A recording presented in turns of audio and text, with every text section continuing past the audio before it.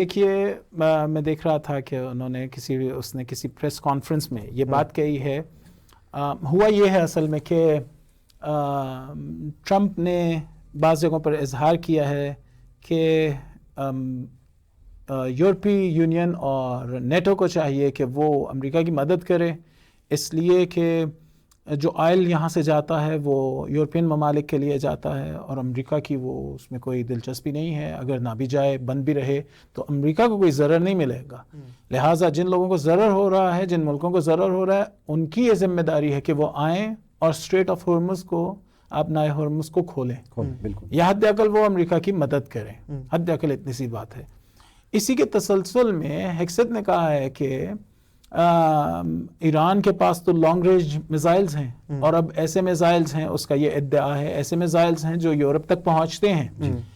تو اس نے اسی تسلسل میں کہا ہے کہ یہ میزائلز امریکہ نہیں پہنچتے ہیں، یہ میزائلز یورپ پہنچتے ہیں.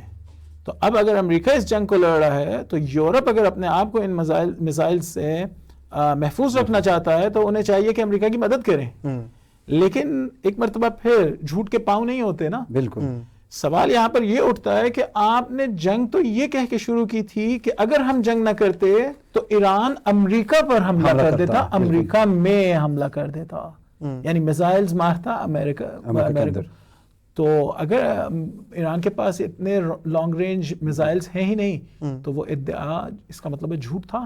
بالکل. جھوٹ کی بنیاد پہ، جھوٹے بیانیے پہ ایک جنگ کو شروع کیا گیا، جس طرح عراق کی جنگ جھوٹے بیانیے پہ شروع کی گئی تھی کہ ان کے پاس جو ہے وہ ماس ڈسٹرکشنز ویپنز ہیں اور وہ کیمیکل ویپنز ہیں اور اس طرح کے.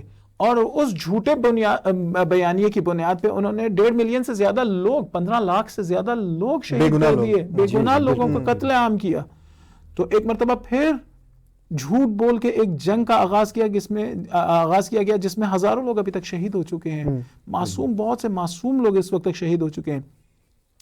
دیکھیے ایک اور بیان بھی کیا صدر ٹرمپ نے، وہ یہ کہا کہ ابھی کچھ کل ہی کی بات ہے، کہا کہ ایران پر حملے سے ہمارا جو مطمع نظر تھا یا مقصود تھا وہ ایران کا تیل ہے. بالکل. اس کا مطلب ہے کہ کوئی نیوکلیئر ویپن کی بات نہیں ہے، کوئی نیوکلیئر بام کی بات نہیں ہے، کوئی امریکہ پر حملے کرنے کی بات نہیں ہے.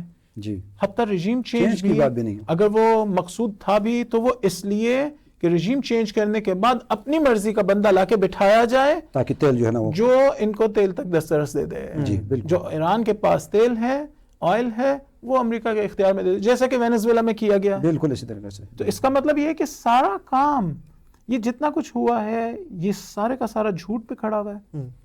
اپنی قوم کو، اپنے ملک کے لوگوں کو بیوقوف بنایا گیا ہے اور بہت سے اسلامی ممالک میں موجود لوگ وہ بھی بیوقوف بنے ہیں.